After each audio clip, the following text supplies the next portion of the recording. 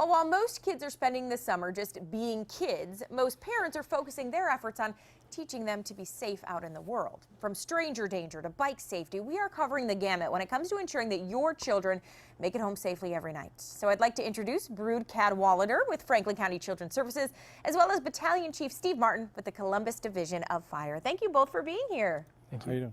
All right, first of all, we saw a little brief clip. We've got some giant characters over there, so we're going to get some shots of them as they wave and do what mascots do, right? But Bruce, we'll start with you. Your mascot is Teddy Bear. What does he do as far as getting your message out in the community?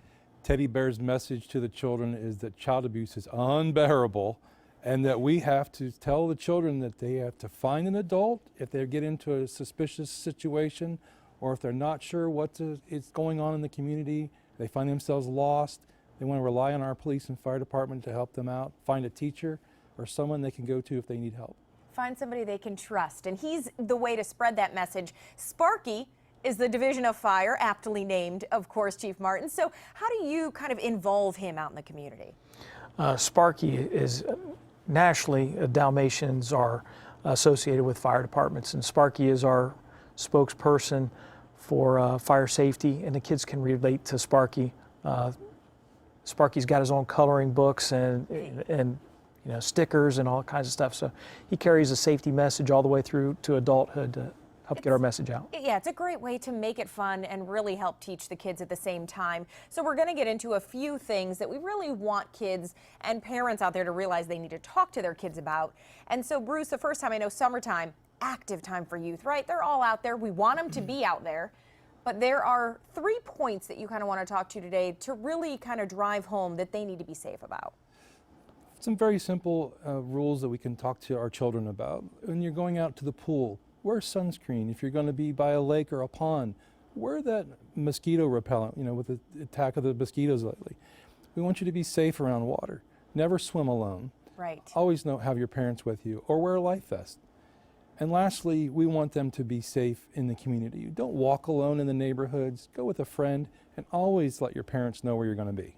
Okay, so those are simple tips. Chief Martin, continuing with the point he kind of made about swimming safety, I think another thing, and you guys get called to these sometimes, is kids maybe go into an area that they shouldn't be, little lakes or rivers or bodies of water, you know, behind apartment buildings, and that can be really troublesome. Yes, there's several things. First thing about waters, especially if it's not a swimming pool, you don't know what's under the surface of the water. So kids that play in those bodies of water can get hung up on, we call them strainers, but it could be furniture that's thrown in there or fences, wires, ropes, and it can hold you down. The second thing is moving water, our rivers and large creeks.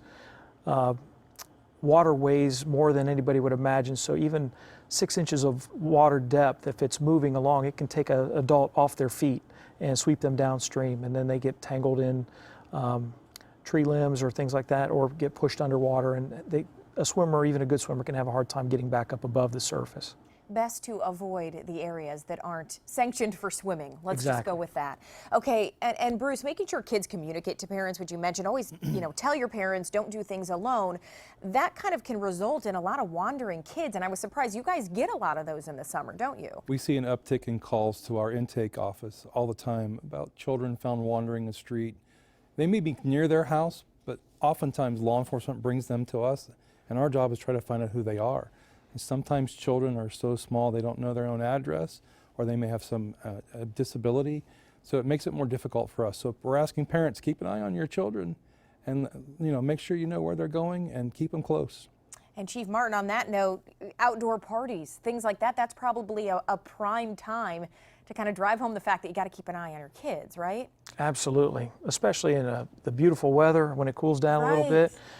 People enjoy having an outdoor pit fire, or the tiki torches come out, and if they're unattended and kids are around them, it's real easy to start an accidental fire. We'll see a lot of burns, accidental burns, things like that.